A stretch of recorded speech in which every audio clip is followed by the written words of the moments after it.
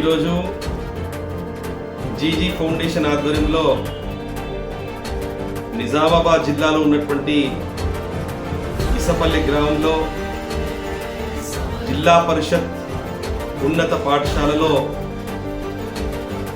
Kabaddi team ప్లేయర్స్కి మరి వారికి యొక్క క్రీడలలో పాల్గొనేటప్పుడు వారికి డ్రెస్ కోడ్ అనేటువంటిది చాలా అత్యంతమైనటువంటి అవసరం కాబట్టి వారికి కబడ్డీ టీం వారికి 15 డ్రెస్ కోడ్ అవసరం ఉందని చెప్పేసి అక్కడ ఉన్నటువంటి పీటీ ఉపాధ్యాయులు జీజీ ఫౌండేషన్ ఇవ్వడం జరిగింది.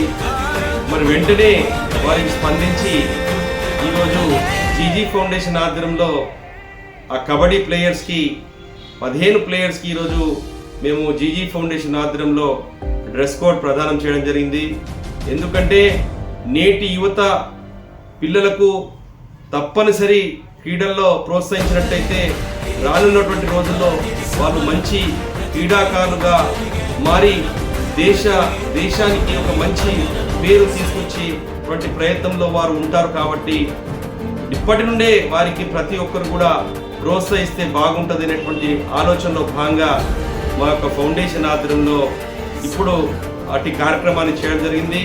మరి రానున్నటువంటి రోజుల్లో కూడా ఇంకా స్టూడెంట్స్కి ఏమైనటువంటి సదుపాయాలు అవసరం అనుకుంటే మా దృష్టికి తీసుకొస్తే తప్పనిసరి చేస్తామని చెప్పేసి వారికి ఈరోజు ఇట్టి కార్యక్రమం చేయడం జరిగింది.